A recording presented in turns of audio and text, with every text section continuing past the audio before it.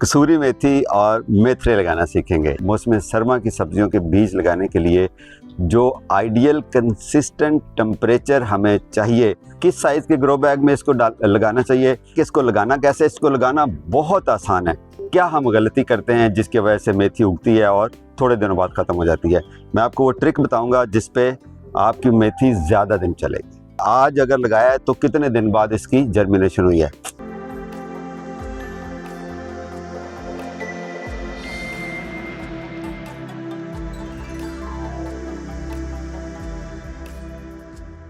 अस्सलाम वालेकुम दोस्तों, मैं हूं आपका जावेद इकबाल।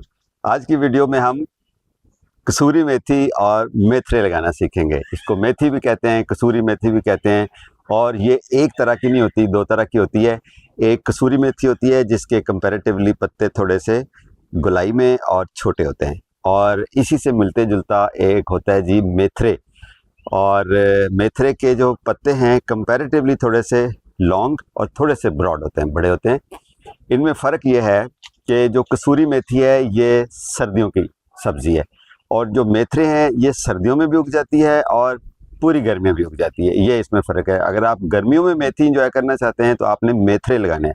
इसके बीज का ये फ़र्क है, जिस तरह आप तस्वीर में देख रहे हैं, कसूरी मेथी के बीज बारीक होते हैं और मेथरे, जिसको मेथी दाना भी बोलते हैं, ये वो वाले थोड़े से कंपैरेटिवली मोटे सीड हैं जो हम अचार में भी डालते हैं। ठीक है, तो दोनों आपको अवेलेबल हैं greengardens.pk पे। बहुत हेल्दी सीड्स हैं। अगर आप इनको ऑर्डर करना चाहें तो greengardens.pk पे ऑर्डर कर सकते हैं। और जो भी आप सब्जियों के सीड्स या कोई और कंपोस्ट या एनीथिंग एल्स आप ऑर्डर करेंगे greengardens.pk पे, आपको वर्ल्ड्स बेस्ट कोरिएंडर के सीड्स का गिफ्ट पैक साथ में मिलेगा। ओके, आज सितंबर की 19 तारीख है 2024, और इस वक्त हल्के हल्के बादल आए हुए हैं लाहौर में, और टेम्परेचर जो है वो 26 डिग्री सेंटीग्रेड है। लेकिन ये कल 38 था, इससे पिछले दिन 39 था। आगे फ्लक्चुएट कर रहा है। कभी बादल आ जाते हैं तो मौसम अच्छा हो जाता है, और बादल चले जाते हैं तो एकदम से हबस हो जाती है। एक चीज़ आपने याद रखनी है कि सर्दियों की सब्जियों के, मौसम सरमा की सब्जियों के बीज लगाने के लिए जो आइडियल कंसिस्टेंट टेम्परेचर हमें चाहिए, यानी कि उससे ऊपर फिर फ्लक्चुएट करके ना जाए, वो है 30 डिग्री सेंटीग्रेड। आइडियल 26 होता है, लेकिन 30 पे हम कुछ ना कुछ कंप्रोमाइज़ थोड़ा सा करके तो 85% जर्मिनेशन रेट हम ले लेते हैं। लेकिन अगर 32 से ऊपर जाता है तो फिर बीज उग जाते हैं, छोटी छोटी कॉम्पलें उसकी जुएँ उगती हैं, तो इस गर्मी की वजह से झुलस जाती हैं और फौत हो जाती हैं। ओके, मेथी लगाने के लिए सबसे पहली चीज़ ध्यान में रखिए कि आप मेथी, चूँकि वो वेजिटेबल है जिसके हम पत्ते खाते हैं, और वो सब्जियां जिनके हम पत्ते खाते हैं, जिनका फल और फूल हमें नहीं चाहिए होता, कंपैरेटिवली कम धूप वाली जगह पे, यानी कि सेमी शेड में ग्रो कर जाते हैं। जिस बालकनी में मैं खड़ा हूँ, यहाँ पर मॉर्निंग की सनलाइट आती है, इवनिंग की नहीं आती। ये आइडियल है ऐसी सब्ज़ी को ग्रो करने के लिए। जिस तरह पालक, धनिया और पत्तों वाली सब्जियां, जिस तरह सेलरी, पार्सले वगैरह हैं, ये भी ऐसी ही जगह पे उगती हैं। तो मेथी को ग्रो करने के लिए आपको पार्शियल शेड वाली जगह मुनासिब रहेगी। पूरी धूप में भी उग जाती है। आगे चूँकि सर्दियाँ होंगी, सर्दियों में पूरी धूप भी इतनी तेज़ नहीं होती कि ये इसको डैमेज करे। लेकिन अगर आपके पास ऐसी जगह है जो कि आप समझते हैं कि पूरी धूप नहीं आती, तो ये सब्ज़ी आपकी चॉइस हो सकती है, मेथी या मेथरे। इसको लगाने के लिए मिट्टी कैसी होनी चाहिए, मैं हमेशा बताता हूँ, rich, soft and well draining soil. 50% रेतली मिट्टी या बालू मिट्टी या नहर की भल, जो कि आम तौर पर आपके करीब तरीन नर्सरी से मिल जाती है, और 50% उसके अंदर आपने ऑर्गेनिक मैटर डालना है। मैं डालता हूँ वर्मी कंपोस्ट। आप ऑर्गेनिक कंपोस्ट भी डाल सकते हैं, पत्तों की खाद भी जो सस्ती मिल जाती है वो भी आप डाल सकते हैं, जो भी अवेलेबल हो। मतलब ये है कि 50% मट्टी रेतली, 50% उसके अंदर ऑर्गेनिक कंपोस्ट। जब उसको मिक्स करेंगे तो ये रिच, सॉफ्ट और वेल ड्रेनिंग सॉइल आपकी तैयार हो जाएगी। ये तो होगी बात मट्टी की। किस साइज़ के ग्रो बैग में इसको लगाना चाहिए? अगर आप थोड़ी सी लगाना चाहते हैं तो 10 बाई 11 इंच का ग्रो बैग और 12 बाई 12 इंच का ग्रो बैग। इसके अलावा अगर थोड़ी सी ज़्यादा लगाना चाहते हैं, आइडियल ये है कि 24 इंच डायमीटर और 12 इंच डेप्थ वाला ग्रो बैग इसको चाहिए, ताकि आप एक वक्त की अच्छी हार्वेस्ट लेके एक टाइम की घर की हांडी आप बना सकें। मेथी आलू, मेथी गोश्त, मेथी की बहुत सारी, मेथी वाले पराठे, ये सारे के सारे आप इसकी रेसिपीज़ हैं, आप बना सकते हैं। लेकिन अगर आप मेथी की बेहतरीन ज़बरदस्त, जिस तरह साग होता है उस तरह इसका सालन बनाएं और उसके ऊपर मक्खन की टिक्की रखें और उसको खाएं, तो मुझे भी दुआएं दीजिएगा और मुझे भी बुला लीजिएगा साथ, मैं आपके साथ मिल के खाऊँगा। मेरी बेगम बहुत अच्छी ये रेसिपी बनाती हैं और मैं बहुत एंजॉय करता हूँ। ओके, अभी आते हैं कि इसको लगाना कैसे। इसको लगाना बहुत आसान है, ठीक है। मतलब one of the most easiest vegetable seed to grow.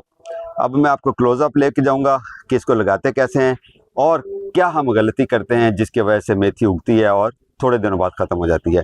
मैं आपको वो ट्रिक बताऊंगा जिस पे आपकी मेथी ज़्यादा दिन चलेगी, ठीक है। साथ में आपको ये भी ट्रिक बताऊंगा कि आपकी मेथी यानी कि प्रोलॉन्ग्ड हार्वेस्ट आप कैसे ले सकते हैं। अभी आप क्लोजअप देखें। लें जी, ये हमारे पास ग्रो बैग है 10 बाई 11 इंच का। 11 इंच इसकी डायमीटर है और 10 इंच इसकी डेप्थ है। तो जो 10 इंच की डेप्थ है इतनी काफ़ी है ऐसी वेजिटेबल्स को ग्रो करने के लिए।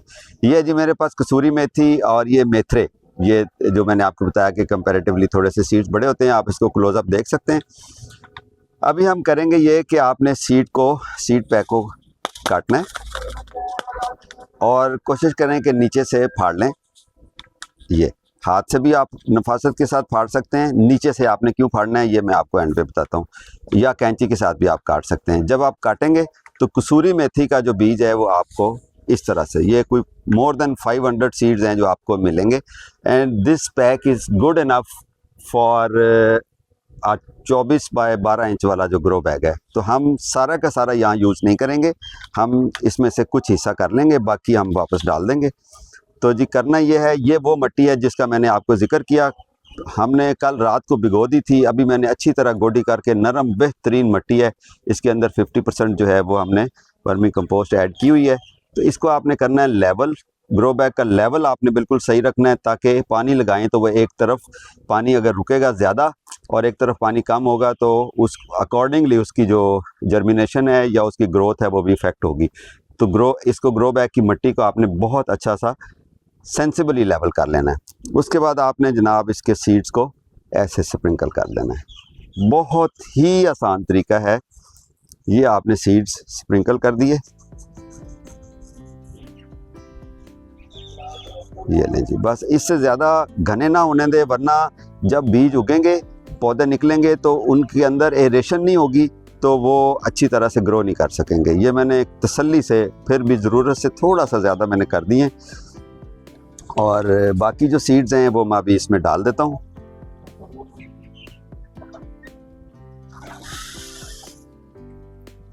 बाकी सीड मैंने इसके अंदर डाल के रख दिया और अभी हम क्या करेंगे, यहाँ पर एक ट्रिक है और वो ट्रिक ये है कि ये जो सीड्स हैं अगर तो हम ऐसे ही रहने दें तो इसको चिड़ियाँ भी चुग सकती हैं या बीज उगेगा और पौधे की जड़ें भी ऊपर नज़र आ रही होंगी और लेट जाएगा। अभी आपने इसको ये जो तैयार करदा मिट्टी आपने थोड़ी सी साइड पर रख लेनी है और इसको कम से कम आधा इंच ऊपर से कवर कर देना है। मैं कवर कर रहा हूँ वर्मी कंपोस्ट के साथ और it is safe and fine कि आप सिर्फ वर्मी कंपोस्ट के साथ कवर कर दें। ऊपर से इसको एक बहुत अच्छी एनर्जी भी मिल जाएगी, न्यूट्रिएंट्स मिल जाएंगे इसको और इसकी जर्मिनेशन और अच्छी होगी। ठीक है जी, ये मैंने डाल दी ऊपर इसके वर्मी कंपोस्ट। तो आप इसके साथ सीड्स को मेक श्योर के जी एक सीड भी नज़र ना आए और सारा इसका कवर हो जाए।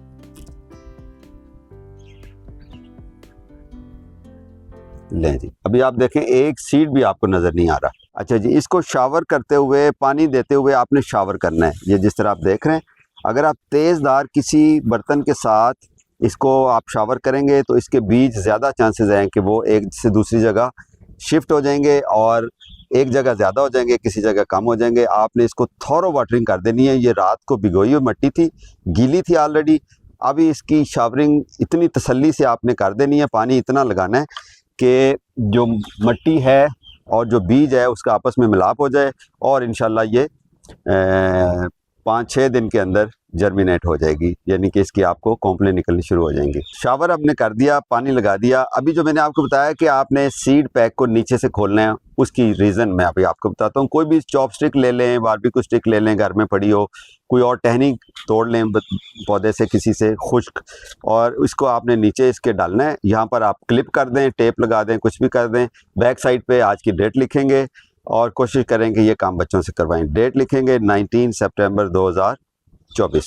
जिस दिन आप लगाएंगे वो वाली आप डेट लिखेंगे और उसके बाद इसको यहाँ पर आप टैग कर देंगे। एक तो आपको ये पता चलता रहेगा कि सीड किस कंपनी से लिया है, अच्छा है या बुरा है, आपको ये भी रिजल्ट पता चल जाएगा। आज अगर लगाया है तो कितने दिन बाद इसकी जर्मिनेशन हुई है। ये सीड 5 से 6 दिन में ग्रो कर जाएगा। यहाँ पर मैं आपको एक टिप बताता चलूँ कि आप चाहते हैं कि अगर सीड जल्दी ग्रो कर जाए, जो कि हमारी ख्वाहिश होती है, कम से कम 2 घंटे या ओवरनाइट इस बीज को पानी में भिगो के रख दें।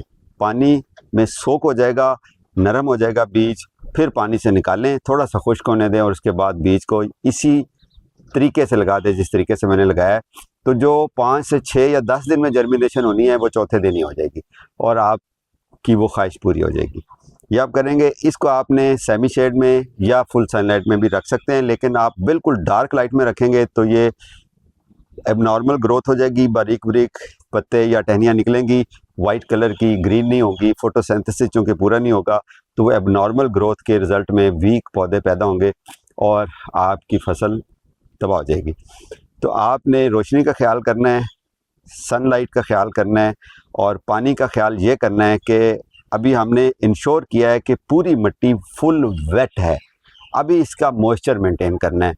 जब मिट्टी खुश्क होने के करीब आया, आपने इसी तरह थोड़ा वाटरिंग कर देनी, कोशिश करनी कि ग्रो बैग का नीचे तक सारी मिट्टी दोबारा गीली हो जाए। ठंडी भी रहेगी, गीली भी रहेगी, नम रहेगी। तो नम हो तो ये ज़रखेज़ होती है मिट्टी और बहुत अच्छी ग्रोथ होती है। अगर इसकी नमी कहीं भी ब्रेक होगी तो इसके नरम नाजुक पत्ते होते हैं जो कि ऐसे ढीले हो जाएंगे और नाराज़ आपको नज़र आएंगे। आपने इसके साथ कनेक्टेड रहना है। और अभी आपने एक और चीज़ याद रखनी है, मैं आपको शुरू में मिस कर गया कि इसके अंदर हमने जब मिट्टी तैयार की तो इसके अंदर वर्मी कंपोस्ट की 4 चम्मच टेबल स्पून हमने ऐड किए थे ताकि एक अच्छी एनर्जी आ जाए। जब ये ग्रोइंग एज में चला जाए, यानी कि हार्वेस्ट से तकरीबन करीब या यूँ समझ लें कि पहली हार्वेस्ट के करीब, पहली हार्वेस्ट कब होगी, आज हमने लगाई है तो ये 25 से 30 दिन के अंदर पहली हार्वेस्ट के लिए तैयार हो जाएगी। आप काट के इंजॉय कर सकते हैं। उस वक्त आपने इसके अंदर वेजी मिक्स नाम की जो फर्टिलाइज़र अवेलेबल है greengarden.pk पे, वो मल्टी न्यूट्रेंट खाद है। उसके अंदर माइक्रो न्यूट्रेंट्स और मैक्रो न्यूट्रेंट्स हैं। ओवरऑल इसकी जो ज़रूरत है खुराक की पौधे की वो पूरी करती है। 4 चम्मच आपने इसके अंदर डाल देने। अगर बड़ा ग्रो बैग है 24 इंच डायमीटर वाला तो उसके अंदर 8 से 10 चम्मच डाल देने और इसको थोड़ा वाटरिंग कर देनी है। साथ आप ये भी कर सकते हैं कि पहली हार्वेस्ट के बाद आप इसके ऊपर वर्मी कंपोस्ट की भी कोई आधे इंच की लेयर डाल सकते हैं, फिर और ज़्यादा फ्रेश पत्ते निकलेंगे। ये बार बार कटती है, बार बार फिर उगती है। अगर आप चाहते हैं कि ज़्यादा इसकी हार्वेस्ट हो, ये ट्रिक मैंने आपको शुरू में कहा कि मैं आपको बताऊंगा। जितना काटेंगे उतनी ज़्यादा ग्रो करेगी और जितना काट के बांटेंगे उतनी और ज़्यादा ग्रो करेगी। तो ख़ुद भी खाएं, महल्लेदारों को भी खिलाएं, साथ वालों को भी खिलाएं, अपने रिश्तेदारों प्यारों को भी खिलाएं। और अगर आप ये चाहते हैं कि वो जो 4-5 हार्वेस्ट के बाद भी चलती रहे तो उसको कहते हैं फेजेस के अंदर आप बीज लगाना। आज बीज लगाएं, 1 हफ्ते के बाद या 10 दिन के बाद दोबारा बीज लगा दें। ये दिसंबर तक लगती रहती है और जनवरी, फरवरी, मार्च तक आपकी चलेगी। तो आप 10-10 दिन के गैप से अगर आप बीज लगाते जाएंगे तो आपकी फेजेस में वो हो जाएगी, हार्वेस्ट भी आपकी इसी तरह प्रलॉन्ग हो जाएगी। तो इस तरह से आप ज़्यादा अरसे के लिए मेथी को एंजॉय कर सकते हैं। अगर आप इसको खुश्क करके रख लें, इसके अंदर वही खूबसूरत स्मेल आती है, फ्रेगरेंस आती है जो कसूरी मेथी की होती है और हम हांडी में भी यूज़ करते हैं। तो उसको आप साए में आपने उसको सुखाना है और उसके पत्तों को आप अपनी किसी बोतल में, जार में डाल के रख लें और उसको इस्तेमाल कर सकते हैं। ये था जी बिल्कुल आसान सा तरीका कसूरी मेथी या मेथरे को ग्रो करने का। अपने घर में सब्जियां ज़रूर लगाएं, बहुत आसान काम है। सब्ज़ी वही अच्छी होती है जो आप अपने घर में अपने हाथ से ग्रो करके साफ़ पानी और साफ़ मिट्टी में ग्रो करके खाते हैं। ना कोई हाइजीनिकली ख़राब होती है, ना इसको केमिकल लगा होता है, ना इसके ऊपर पेस्टिसाइड स्प्रे होता है। इसके ऊपर एज सच कोई पेस्ट नहीं आते। अगर आए भी तो नीम ऑयल आप स्प्रे कर सकते हैं, उससे आपको पेस्ट अटैक से बचत होती रही। ओवरऑल अपने गार्डन में नीम ऑयल का हर हफ्ते स्प्रे करते रहा करें, मच्छरों से भी कुछ ना कुछ बचत हो जाती है और ओवरऑल आपके प्लांट्स हैप्पी और हेल्दी रहते हैं। अपने घर की सब्जियां खुद भी ग्रो करें, खुद भी खाएं, अपने प्यारों को भी खिलाएं। आपकी लगाई हुई सब्ज़ी आपको नेचर के साथ कनेक्ट भी कर रही है, आपका बहुत अच्छा वक्त भी गुजर रहा है। इट्स अ गुड हॉबी, बहुत अच्छा मसरफ़ है फ़ारग टाइम को अच्छे तरीके से एंजॉय करने का। वो दोस्त, वो बहनें, वो भाई जो रिटायर्ड हैं, उनके लिए गार्डनिंग और स्पेशली किचन गार्डनिंग से अच्छा कोई मशगला नहीं है। कनेक्ट हो जाइए, उसके बाद आप बोर नहीं होंगे, घर में वेले नहीं बैठे रहेंगे, इंजॉय करेंगे, खुद भी खाएं, अपने बच्चों को भी खिलाएं, आपकी ज़्यादा वैल्यू बनेगी। आप सेहत बांट रहे हैं, आप ऑक्सीजन बांट रहे हैं अपने लिए, अपने वतन के लिए, ग्रीन पाकिस्तान की तरफ, इकोसिस्टम की तरफ आप कुछ ना कुछ कंट्रीब्यूट कर रहे हैं। अपना ख्याल रखिए, कीप स्माइलिंग, हैप्पी गार्डनिंग।